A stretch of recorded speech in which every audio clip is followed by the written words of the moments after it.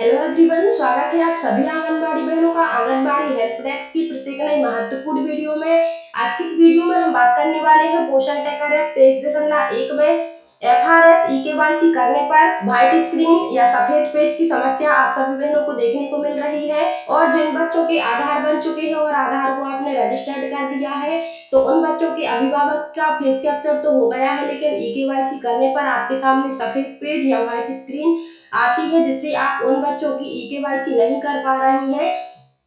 और citizen login से जैसे ही आप उस बच्चे की, जिस बच्चे का आधार लगा हुआ है, उस बच्चे के माता या पिता की EKYC करने के लिए आप सिटीजन लॉगिन के माध्यम से जैसे ही EKYC करते हैं, तो आपके सामने EKYC नॉट एप्लीकेबल इस प्रकार से लिखा आता है। तो आज की वीडियो में जानेंगे कि 6 माह से 3 वर्ष के बच्चों के, जिन बच्चों के स्वयं के आधार लगे हुए हैं, तो उनकी EKYC आपको करना है या नहीं, आज की इस वीडियो के माध्यम से जानेंगे।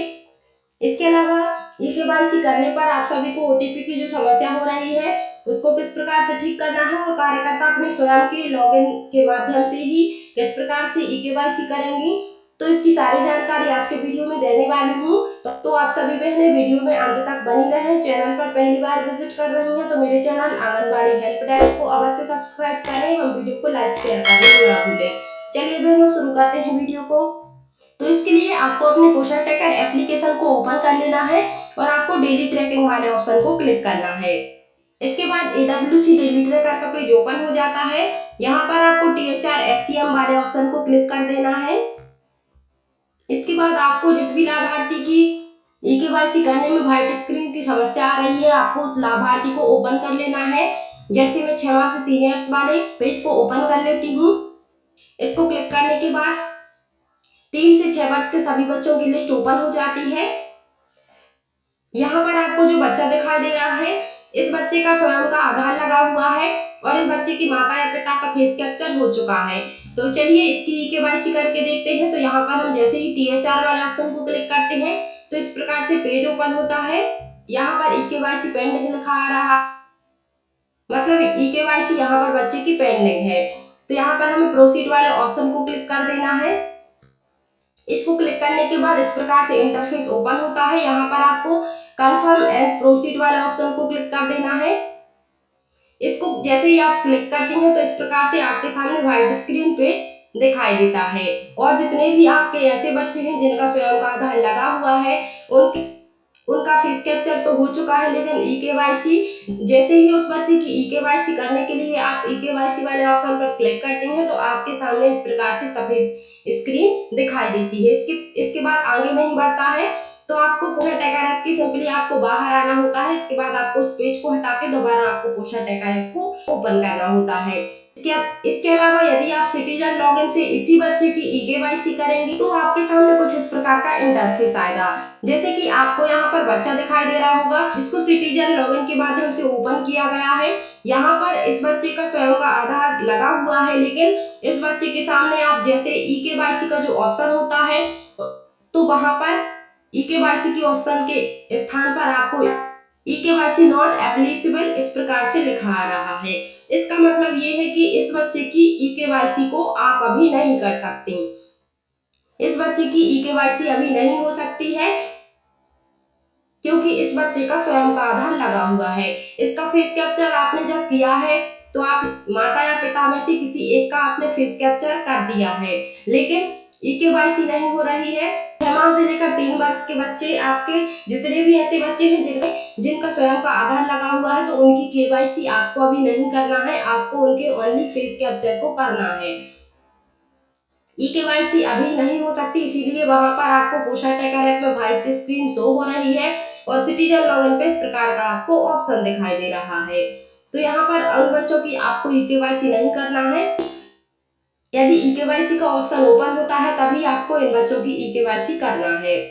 इसके अलावा यदि अन्य लाभार्थियों जैसे प्रेग्नेंट वुमन, लैक्टेटिंग मदर और 6 माह से लेकर 3 वर्ष के बच्चे, जिन बच्चों के आधार नहीं है, उनके माता पिता के आधार से उनको वेरीफाई किया गया है, तो ऐसे लाभार्थियों का यदि आपके सामने व्हाइट स्क्रीन आ रही है, तो उस व्हाइट स्क्रीन समस्या को आप क्लियर डाटा के माध्यम से सॉल्व कर सकती हैं। जिस भी लाभार्थी की आप EKYC करने के लिए क्लिक करते हैं और आपके सामने यदि व्हाइट स्क्रीन शो करती है, तो उसके लिए आपको अपने पोषण ट्रैकर एप्लीकेशन के बाहर आना है और सेटिंग वाले ऑप्शन से आपको पोषण ट्रैकर ऐप के डाटा को क्लियर कर देना है। इसके बाद आपको पोषण ट्रैकर ऐप को लॉग इन कर लेना है, तो आपके उस लाभार्थी की ई-केवाईसी हो जाएगी सफलतापूर्वक, कोई समस्या नहीं होगी। तो चलिए हम आपको एक गर्भवती महिला की ई-केवाईसी करके आपको कार्यकर्ता लॉगिन के माध्यम से ही आपको एक प्रेग्नेंट वुमन यानी कि गर्भवती महिला की आपको ई-केवाईसी करके दिखाते हैं। तो हमें यहाँ पर आपको जो गर्भवती महिलाएं दिख रही हैं सभी का फेस कैप्चर हो गया है। ई-केवाईसी कुछ महिलाओं की पेंडिंग है, तो यहाँ पर हम एक महिला को क्लिक कर लेते हैं। यहाँ पर हम THR वाले ऑप्शन को क्लिक कर लेते हैं। यहाँ पर हमें प्रोसीड वाले ऑप्शन को क्लिक कर देना है। इसके बाद हमें कंफर्म एंड प्रोसीड वाले ऑप्शन को क्लिक करना है। इस ई-केवाईसी वाला फॉर्म ओपन हो गया है। यहाँ पर हमें आधार नंबर को डाल देना है महिला के। यहाँ पर हमें 12 अंकों के महिला के आधार नंबर को डाल देना है। यहाँ पर आपको जैसा कैप्चा कोड दिखाई दे रहा है आपको वैसा ही यहाँ पर डालना है। तो चलिए दोनों चीजें यहाँ पर डाल देते। इसके बाद हमें नेक्स्ट पर क्लिक कर देना है। इस महिला के आधार नंबर से मोबाइल नंबर रजिस्टर्ड नहीं है, इसलिए इसका इस प्रकार से दिखाई दे रहा है। यदि आपका इस प्रकार से दिखाई देता है हैज 111, इसका मतलब है कि इस महिला के आधार नंबर से मोबाइल नंबर रजिस्टर्ड नहीं है। तो आपके ऐसे लाभार्थी यदि हैं जिनका आधार से मोबाइल नंबर रजिस्टर्ड नहीं है, तो उन लाभार्थियों का आपको मोबाइल नंबर रजिस्टर्ड करवाने के लिए बोलना है उन लाभार्थियों को। इसके बाद उनकी ई-केवाईसी को आपको करना है। तो चलिए यहाँ पर हम रिटर्न टू पोषण ट्रैकर ऐप को क्लिक कर देते हैं। इसके बाद यहाँ पर आपको यस पर क्लिक कर देना है। इसके अलावा फेस कैप्चर आप सभी बहनों को कंप्लीट कर लेना है 100%। और केवाईसी का यदि मोबाइल नंबर रजिस्टर्ड नहीं है तो उन्हीं लाभार्थियों की केवाईसी शेष रह रही है। तो आपको उन लाभार्थियों से उनके आधार से मोबाइल नंबर रजिस्टर्ड करवाने की सलाह उनको देना है कि जल्द से जल्द वो अपना मोबाइल नंबर आधार से रजिस्टर्ड करवा लें। इसके बाद आप उन लाभार्थियों की ई-केवाईसी कर पाएंगे।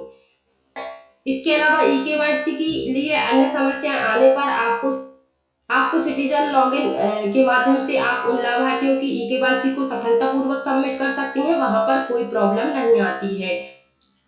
तो बहनों आज की वीडियो में बस इतना ही, मिलती हूँ अगली वीडियो में। जानकारी पसंद आई हो तो वीडियो को अपनी अन्य बहनों में शेयर अवश्य कीजिए एवं वीडियो को लाइक एवं चैनल को सब्सक्राइब करना ना भूलें।